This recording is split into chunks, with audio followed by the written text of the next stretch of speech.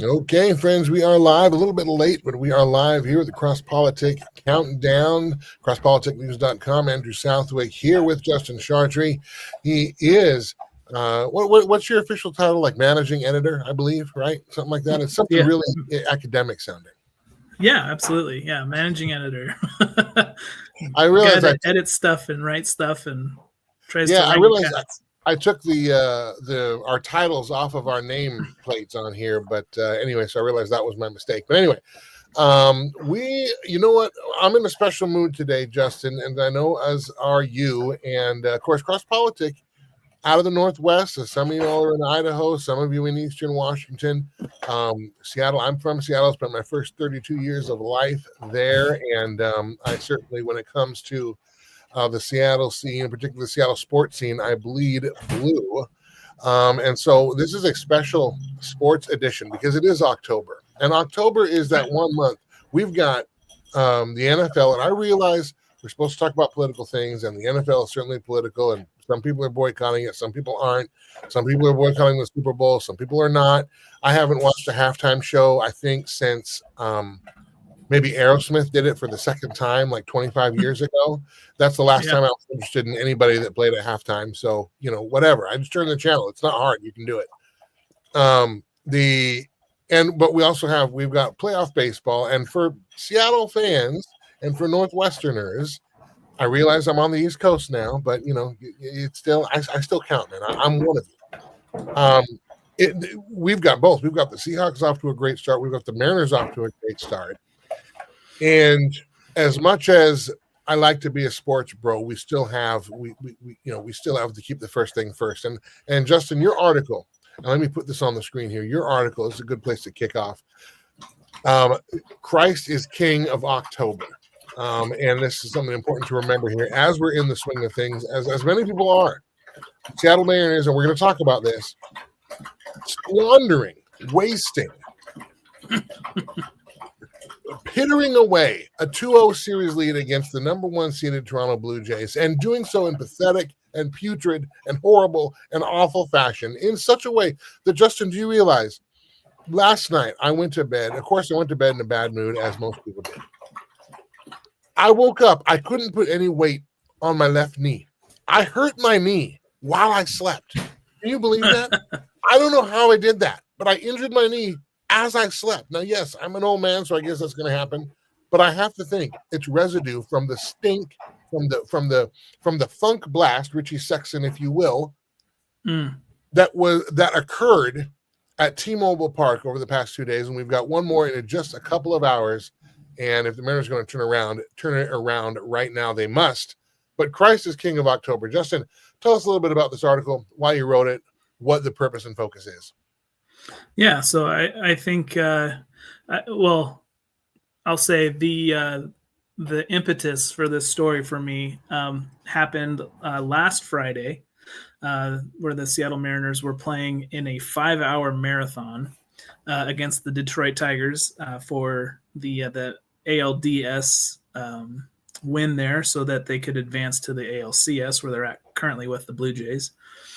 And I was listening to the broadcast, which was on, I believe it was on Fox, and they had Adam Amin, who was kind of their play-by-play guy for the new generation, on there with a couple of other former players, AJ Pierzynski and Adam Wainwright. And he made a comment just, somewhere in the 12th inning, I want to say, where he just said, October was made for baseball, or October was made for playoff baseball. And it was just, admiration for what we were witnessing. It was I'm sure you can relate to the feelings, that the ups and downs, the twists and turns, the will they, won't they, it's, 2-2 going into extra innings, and then just inning after inning of missed chances, missed opportunities, fantastic defensive plays, great pitching. Mariners pull it out in the bottom of the 15th. Thank you, Jorge Polanco. But I just that phrase stuck with me because, it was a proclamation of Thanksgiving, for just this amazing thing that we're kind of watching unfold. And I wanted to put an author to the statement. I wanted to put, God is the author of October, and God has gifted us amazingly, and for no discernible reason that we could conceive of, this amazing game of baseball and an amazing platform like the Major League playoffs. And it's something that I've been completely enthralled with since I was a kid.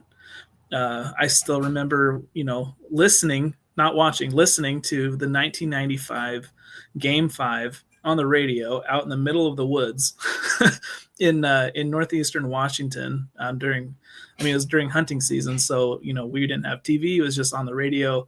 And just, the whole atmosphere, my dad, my grandpa, my uncles and cousins, we were all just kind of like just glued to the radio. And it's kind of the atmosphere that fans of baseball kind of grow up with or learn and enjoy. And it's not like anything else I've ever witnessed. and so just kind of the point behind the article for me was just to give God glory for this gift, and just understanding also kind of the cultural moment that we're in regarding professional and collegiate sports. There is a rising tide of just Christian proclamation and proclaiming of Christ. And I'm not talking about sort of the Kevin Garnett, anything is possible kind of ripoff of Philippians 4. I'm just talking about, people who are actively and actually giving credit to the lordship of Jesus Christ wherever they go. Well, I think you see that too with, Mariner catcher Dan Wilson's a believer, at least I believe so. And he talks a lot about grace. He has an atmosphere of grace in their locker room. When they did win, when they won the West, so this was regular season just prior to the ALDS, his locker room speech with the champagne was faith, hope, and love. And of course, he applied that to baseball and their love for the game and love for each other as a team. But there are believers there, so what if there's a takeaway? Maybe one or two takeaways from your article, and then I want to get into the game, because I got to tell you, Justin, I've got some hot takes for this game and what we're seeing. I really do, and I don't want to make people wait too long. And here's what I hope. I hope that I'm wrong. I want to be wrong. I want to be, Justin, I want to be so wrong that broadcasters everywhere will point to this broadcast to say, this is exactly what you do not do. And this is exactly what you do not say. He was so wrong that I end up, people write college thesis in broadcasting about this particular podcast. Because if I'm right, we're going to be in for a long 72 hours here this weekend with one more game in Seattle, a travel day, and then another one in Toronto, I believe, Sunday. But before we get there, just real quick, what's one or two takeaways from the article you want people to get? And as a remember, you can find this article, and let me go back to the top of it so you can see Christ is King of October, and of course, many other articles on crosspoliticnews.com. Crosspoliticnews.com. You see it at the bottom of the screen. Check that out, if you will. But give us some of the takeaways here, and then let's break down the debacle that is the Seattle Mariners ALCS homestand. Absolutely. So for me, the couple of big takeaways are just starting to see some of these younger athletes who are not trying to glorify themselves and attach God's name to it, but you see people glorifying God. I mentioned a couple of in specific. So I sort of looking back to the old Tim Tebow days. He was probably one of the first I can think of in the early 2000s, mid 2000s, where just his open kneeling in prayer after touchdown, or some of the verses he would put on his eye black was kind of instrumental for me to think about. So there's a basketball player for the Orlando Magic, has his own sneaker line. Yeah, mm-hmm. Jonathan Isaac. He's got his own sneaker line, Unitas, and it is those are an homage to Christ, dwelling with Christ versus how in the Old Testament, the Israelites would dwell with the Ark of the Covenant. And then, the Ohio State Buckeyes football team last year. So I'm a former Pac-12 guy, UW alumnus, and so I don't like Ohio State at all. But they won the national championship last year, and the crazy story with them was just the total revival that happened on their team. With like dozens of those players being baptized and proclaiming Christ, and their quarterback was one of them. There were a couple local kids from the Seattle area, Emeka Begwa and G. Scott. They were openly proclaiming their faith as upperclassmen on that team, and so you just are starting to see this, and I think it's speaking to the cultural shift that's taking place in our nation. The other part, sorry, just to wrap it up, was had an interview with Dennis Sarfate, who is a former Major League ball player, pitcher, pitched in Japan for several years as well. Also now a podcaster, and he talked about stuff like the Jesus one, which that's the image at the top of the article, and later on in the story, Mariner pitcher Logan Gilbert is seen sporting the Jesus one logo on a Mariner blue and gray, and so I just there's you're starting to just see this. It's more than just a generic proclamation of God now. It's a proclamation of Christ. So I just love to see it, and it gives me heart. It gives me hope and heart in a season where in October Mariners are frittering away their 2-0 lead, and normally I would be curled up in a corner somewhere, but today I'm sitting in a chair. So. Well, I'm curled up in the corner and I'm in a chair. And like I said, I felt so bad. I injured my knee in my sleep. That's how much this ALCS has started to suck. Apparently, as we were texting last night, we're not allowed to win more than 2 games in any championship series. I don't understand. I really don't. But I want to take it through a couple of things. So first, here's the deal. We know we got the 2-0 lead.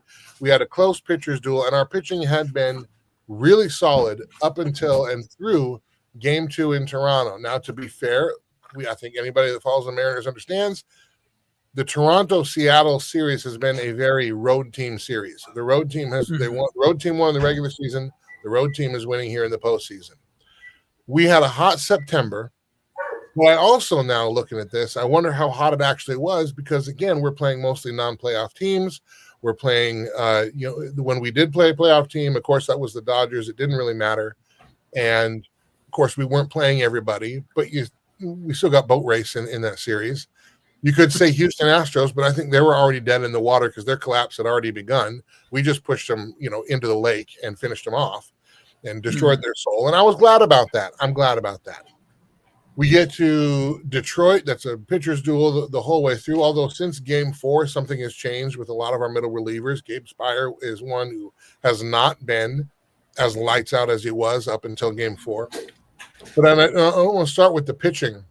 I think, and I'm not trying to be conspiratorial, but it really is like a light switch for Toronto. And it's got to be more than just T-Mobile Park, because we're told that T-Mobile is a pitcher's ballpark. You're not supposed to be able to get home runs there. Yet very few of Toronto has scored in the past 2 days 21 runs on 29 hits. And of those 29 hits, I believe, 9 or 10 home runs? So they're getting almost a third of their hits are leaving the yard. This is in supposedly a pitcher's ballpark. All I'm going to say is this. Now, I'm not going to say that somebody's banging on a trash can in the concourse at T-Mobile Park. But, and this could be to Toronto's credit, somehow I think they have figured something out about our pitching strategy, because they're hitting off of everyone. And they're only taking, and both games were the same script. Our first 2 innings, we jump out to a lead. It looks like our pitcher might be doing all right. And then the 3rd inning, we implode. By the 5th inning, we've given up. And when you bring in Carlos Vargas, no offense, Carlos Vargas was actually our best pitcher last night. That's the white flag. That's the white flag. We're done. We're not trying anymore. I hate seeing that.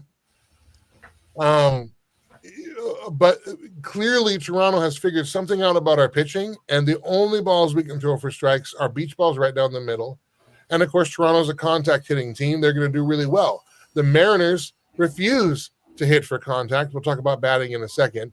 But, Justin, from from what you see, do you think am I being too conspiratorial that Toronto might have actually figured out something about our pitching and is applying that? Because I have not.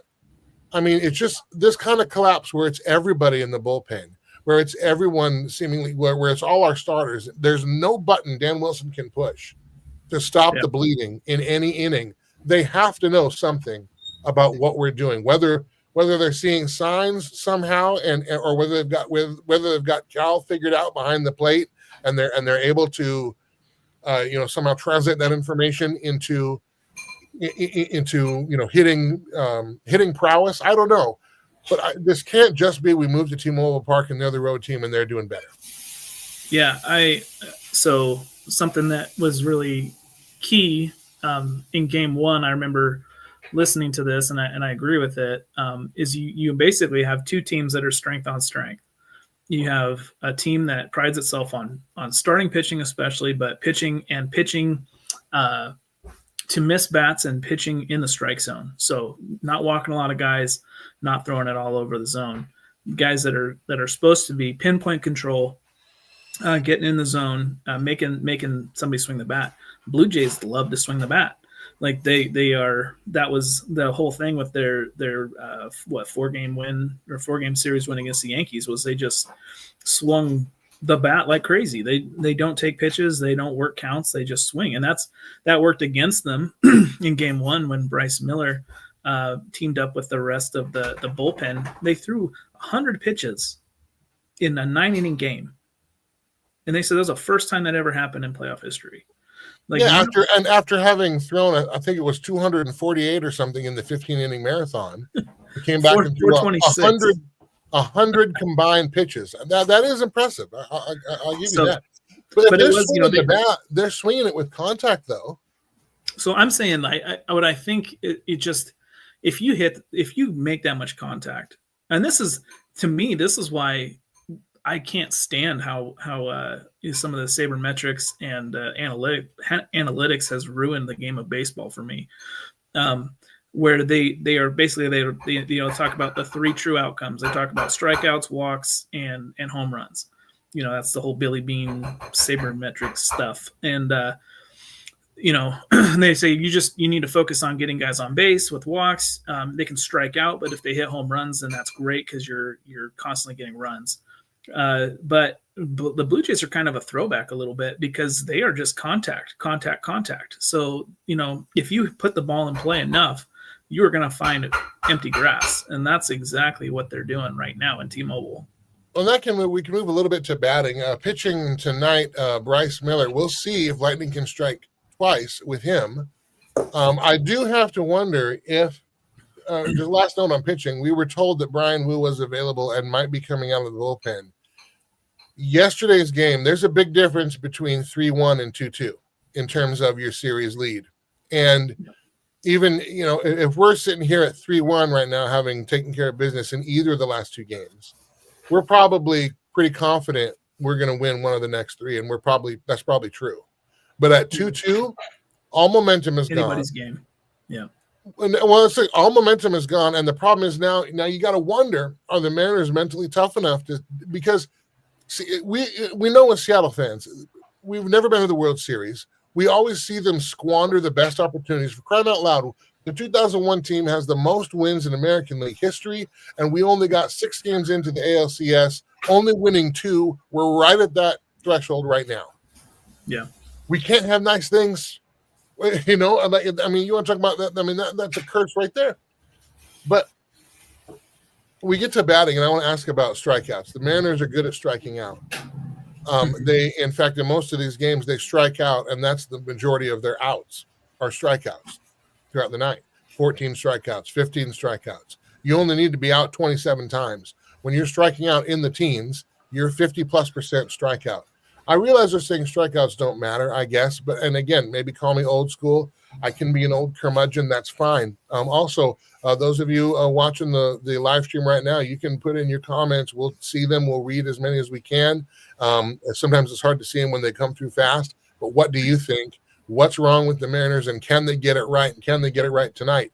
Tonight is when they need to get it right. If we go to Toronto 3-2, we're done.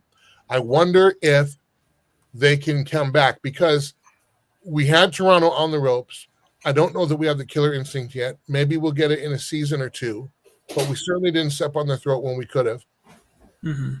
But a strikeout seems to me to be the least productive out you can have, because I realize the only way a strikeout I think is good is, for instance, if you're looking for a certain pitch and they just won't, maybe you got two guys on base, one or fewer outs.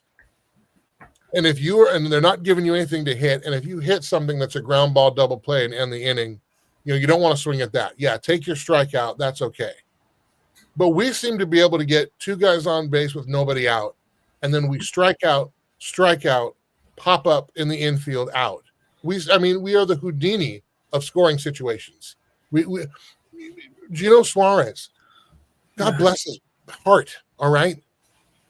He seems to swing like if the pitcher throws to first base for a pickoff play, he'll swing at that. Yeah. We're trying to hit empty base grand slams. Meanwhile, all we need to do is get on base. Mm-hmm. I don't care if it's a walk. I don't care if it's a single. If I'm Don Wilson, I might even put it. I'm going to fine you if you hit a home run. I only want to see singles and doubles. I want to see us move, because here's the thing: Toronto gets their home runs, but what do they have with those home runs? They've got guys on base. They're hitting 3-run home runs, 2-run home runs, because people are on base, and they're making us pitch down the middle. We are offering an absolute garbage. Edgar Martinez is our director of hitting strategy. He is famous for always taking the first pitch. He's in the Hall of Fame for hitting. What is not rubbing off on our players? That we have Cal, we have Julio, we have Jorge Polanco. Those seem to be the guys. Josh Naylor hits for contact. And by the way, look at his average, tops on the team. Oh, yeah.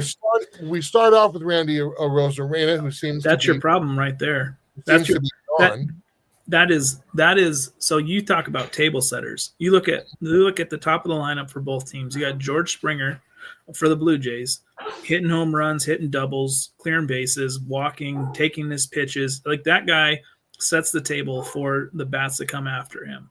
Vlad Guerrero and those other guys. You look at Randy Arozarena. How many strikeouts does he have in this series? I mean, I can't call it up right this second, but it seems like he strikes out pretty much 2 or 3 times a game.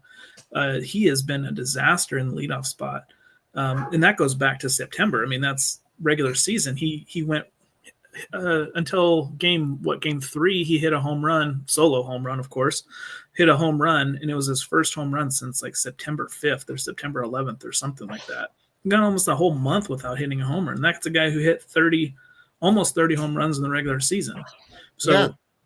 He just completely went off, and Dan Wilson, I love the guy, but he has been stubbornly sticking to his lineup instead of just trying to move things around and get a table setter in there.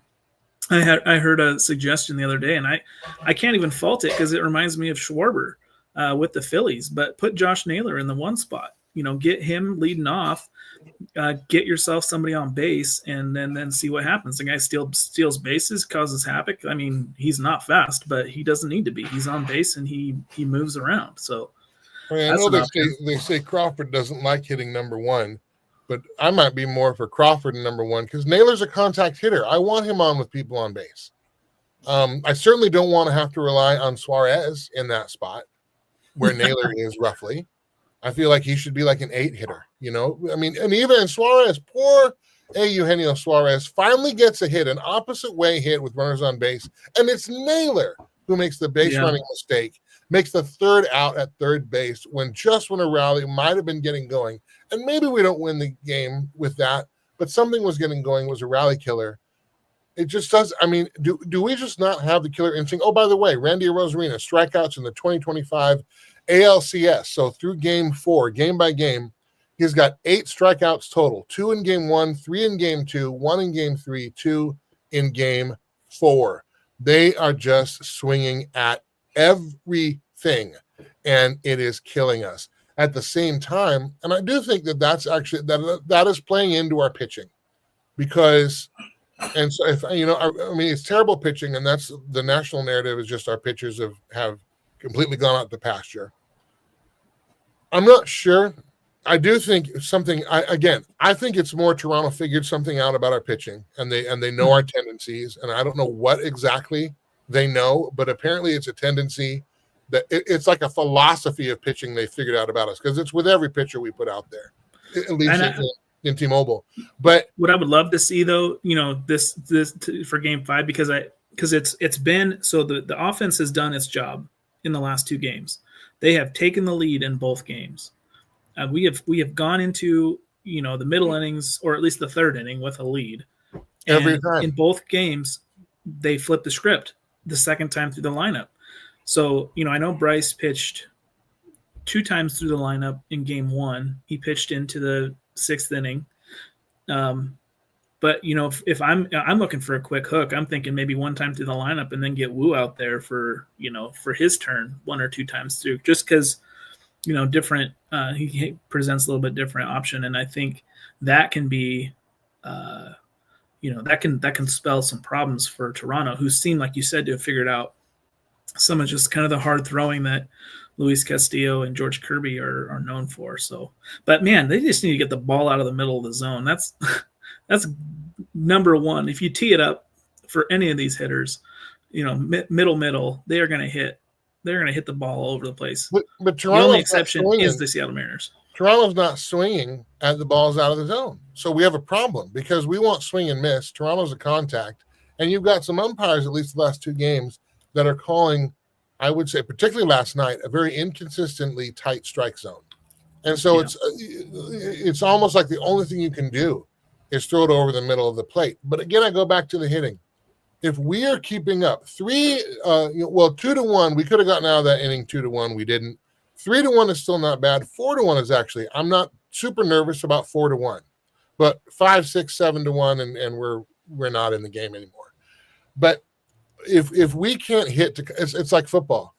If your defense can't get off the field so your offense can work, if your offense can't sustain a drive to give your defense a rest, well, if the hitting can't sustain, if we're out there giving them 11 and 12 pitch innings on their half, but we're taking 27, 30 pitch innings on ours, that's a recipe for disaster, but that's exactly what we're doing. And let me tell you something else, too, about Seattle sports, and I don't know why this is true. I meant to look up these records before we came on with this broadcast. I don't have it. We'll probably do another conversation about this next week, because whether the Mariners are in it or not, we've got to do a eulogy, or we're kind of here by accident kind of thing. But why is it that Seattle is on the wrong end of almost every awesome record in sports? Like, if a rookie comes out, we make them look like the greatest thing since sliced bread. You remember Matt Schaub dropping more than 400 yards, old man Schaub dropping more than 400 yards on the Seahawks here at home. Daniel Jones doing it last season, for crying out loud, and God bless Indiana Jones now doing his thing with the Colts. Last night we make Max Scherzer, who doesn't even stay in a hotel. He's got to stay in like the assisted living place, because he needs his applesauce and Matlock each night so that he can be ready. And that's no offense to Matlock. I'm actually enjoying Matlock right now on a rewatch, not the Kathy Bates, Andy Griffith. But anyway, we make him look like Roger Clemens in his prime. And Roger Clemens, by the way, who has 2 games where he had 21 strikeouts, which are his most, against what team? I'll give you one guess. I'll give you one. That's right. It's the Seattle Mariners.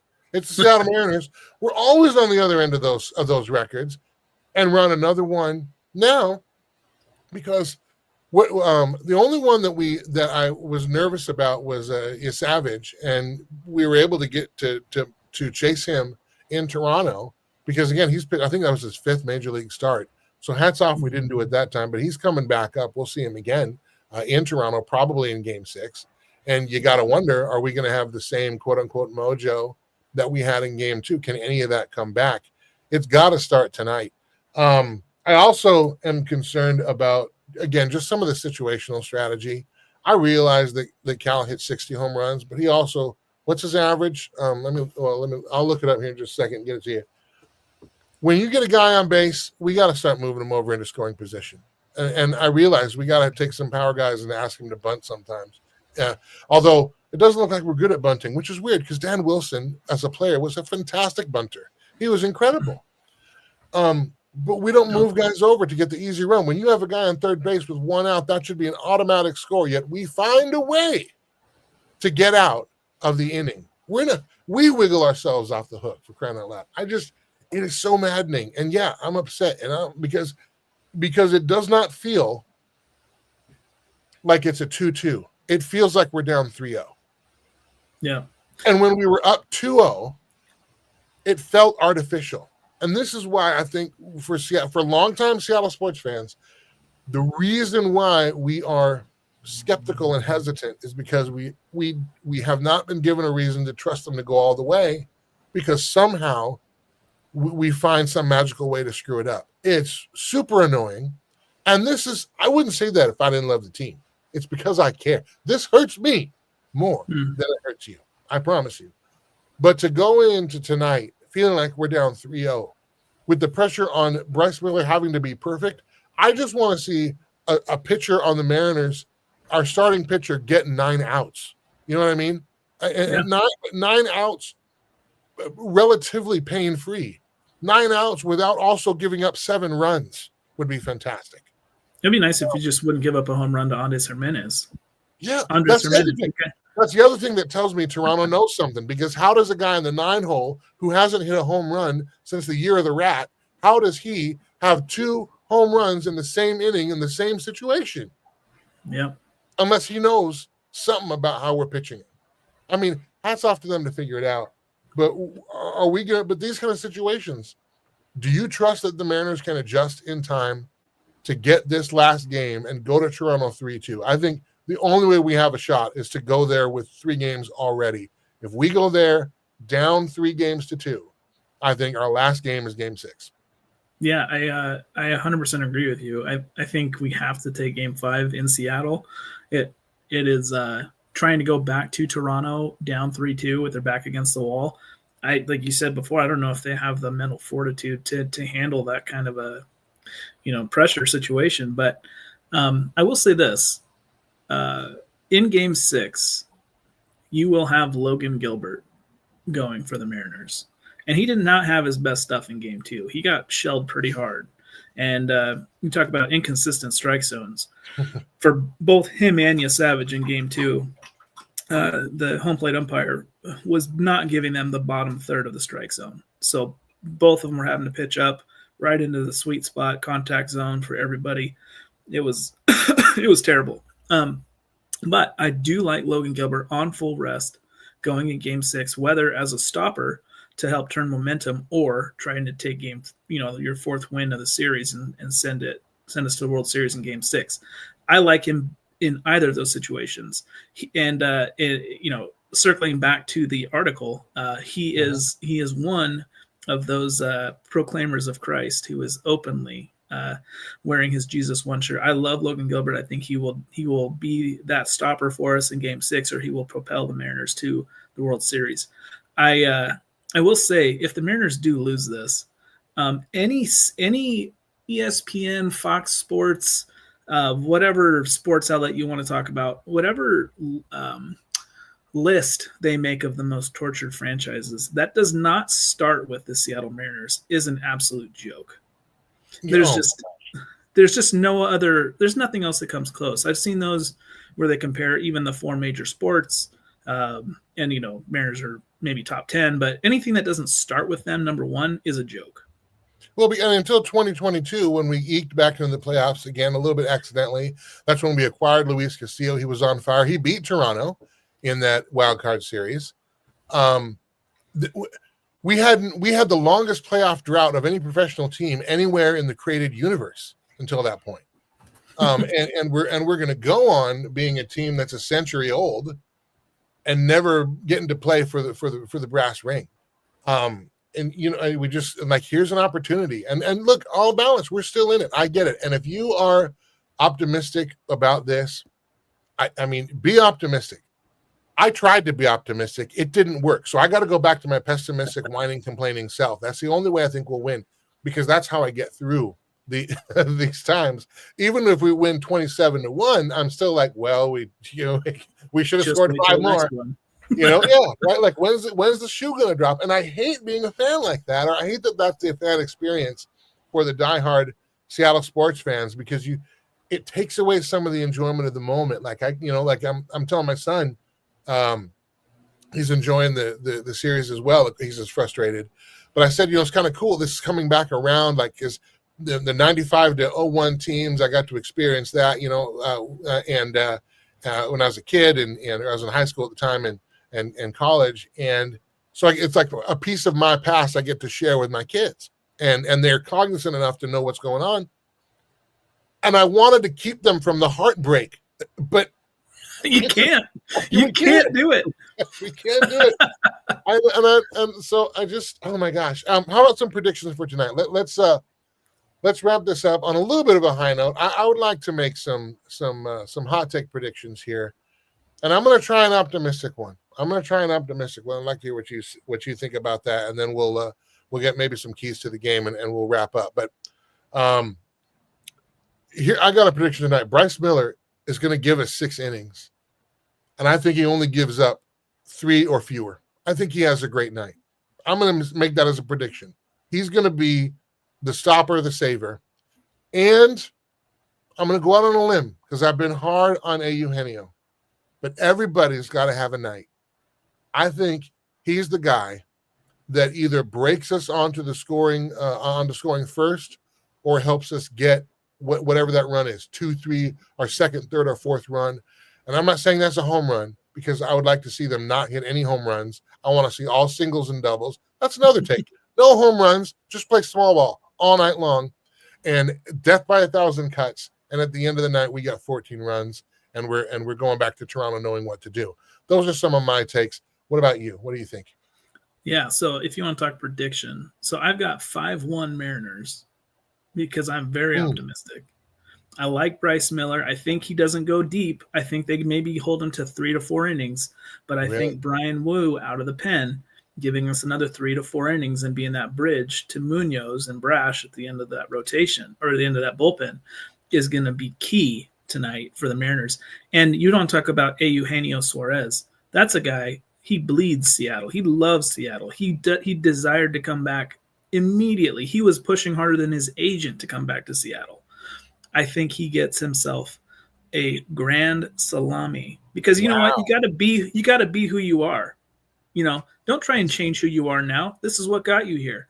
You're a power hitting team. Swing, go big, swing for the fences if you gotta. But let's get some guys on base for him, and we'll hear Rick Riz give us a Dave Niehaus-like get out the rye bread and mustard, grandma. It is grand salami time. And that is going to propel us into Toronto for Game 6. If that does happen, if your prediction happens, the weekend will feel very euphoric going into that Game 6 in Toronto. And hope will be restored because we win in Toronto, just not in Seattle. Which I guess that's kind of a Seattle thing, because the Seahawks stink at home too. So maybe what we need to do is not play at home ever. We'll just hold watch parties at home. But we're on the road the entire season. Maybe that's something for next year. All right, keys to the game. What has to happen? The Seattle Mariners will win if this takes place. The Seattle Mariners will lose if this takes place. What say you? I think the Seattle Mariners win if they can hold the Toronto Blue Jays to just singles. So we got to keep them out of double, keep them from doubles and home runs. And I think that's what we did a great job of in Game 1 and 2. Springer had that leadoff home run in Game 1. They did not get anybody past second base, for pretty much the rest of the game, I want to say. And in Game 2, obviously they got a little bit more going against Gilbert. But again, the middle relievers and the relief pitching really stymied them and made it so that they're just soft contact singles, not a lot to kind of get rallies going. And that's been a killer in Game 3 and 4. They've been hitting doubles to start that rally. And then Jimenez comes in right behind and hits a home run. And it's gone like Groundhog's Day for 3 and 4. So stop the extra base hits. The Mariners lose if they strike out 15 or more times. That's just, to me, that's a magic number. I mean, I would love to say keep it under double digits, but that's probably too much to ask. Keep it under 15. Wow, that's generous. I'll say the Mariners win. I agree with you. If we keep them from going past us, from going past first base as much as we can, but the Mariners win if our middle relievers hold the line. If we can actually get to Andres Munoz with a chance to win, and that's going to mean that does mean something on the batting. That's my next key. But the first key is our middle relievers have to do well. Dan Wilson is going to have a short leash on Bryce Miller if it goes haywire in the third inning again or the second inning. So we're going to have a lot of ground to cover, whether that's Brian Wu. I also kind of wonder if Brian Wu maybe isn't ready yet, and that's why we didn't see him yesterday or something, but we don't have any information on that, so pure speculation. But whoever the middle relievers are, they have to be lights out. And if our middle relievers are, we can get to Munoz. I think Munoz should come in as early as the eighth inning and pitch the eighth and the ninth if we get there. And I think that's on the table and will happen. If we are ahead in the eighth, I think you see Andres Munoz. On the flip side of that, in terms of hitting, I agree with you on strikeouts, but I think it's 10 or less. I don't think we can strike out more than half of our outs, because that means we're leaving runs, potential runs, on the base path, assuming we get walks and a couple of accidental hits. I think that we need to be using the ballpark to our advantage, hitting doubles into gaps down the corner, and playing a little small ball. Maybe not Eugenio Suarez, but everybody else. Let's play disciplined. Let's not swing at balls that are in their shoes. This is not golf. This is baseball. Make them pitch it over the plate, and then don't do too much with it. Just do what the pitcher gives you. Take those, get on base, put together sustained rallies, and whether it's 5-1 or 15-1, I think we win. I think we lose if we strike out in the teens and we're leaving guys on base or just not ever leaving past home plate. And we certainly lose if we can't hold them to maybe 2 or 3 runs over the course of the game. If we give up 5, 6, 7, and especially early, it's lights out. I don't think we're a team that's built to come back. We need to play either tied or with the lead, or maybe down a run. That's as much as we can do. We're not a great comeback team. We don't have the arms to do it, and quite frankly, we don't have the plate discipline to do it. So if we get in that kind of mess, it's lights out, and then I think we're looking at The Walking Dead on Sunday in Toronto. So what do you think? Let us know. You can leave us comments. Again, crosspoliticnews.com. Crosspolitic News. Look, we're even doing sports now. I mean, come on. You're gonna get everything you need. Yeah, right. Everything you need, one-stop shop. Thank you guys for hanging out with us here. The game is less than 4 hours away. I believe 6:08 West Coast time. I'm on East, or 6:08 East Coast time, 3:08 West Coast time is first pitch. Coverage, I think, begins on FS1 an hour ahead of that. So it is just a few hours away. And I don't know, maybe we'll do a special broadcast or something if we have the time and think of it. And if we're not, between tears and weeping and gnashing of teeth, we'll see if what goes on. But let us know your thoughts about our thoughts here. And again, crosspoliticnews.com. Find a biblical perspective on the current events of the day. You'll find that there. Justin Sharp, of course, managing editor. I'm Andrew Southwick. Thanks again for being with us. We got to get ready for the game. It's happening just a few hours from now. I'm going to say it. Go Mariners. Go Mariners. I'm with you. For crying out loud. Hit the ball. Score some runs. All right, man. All right. That's it. We're signing out. Enjoy the game. All right.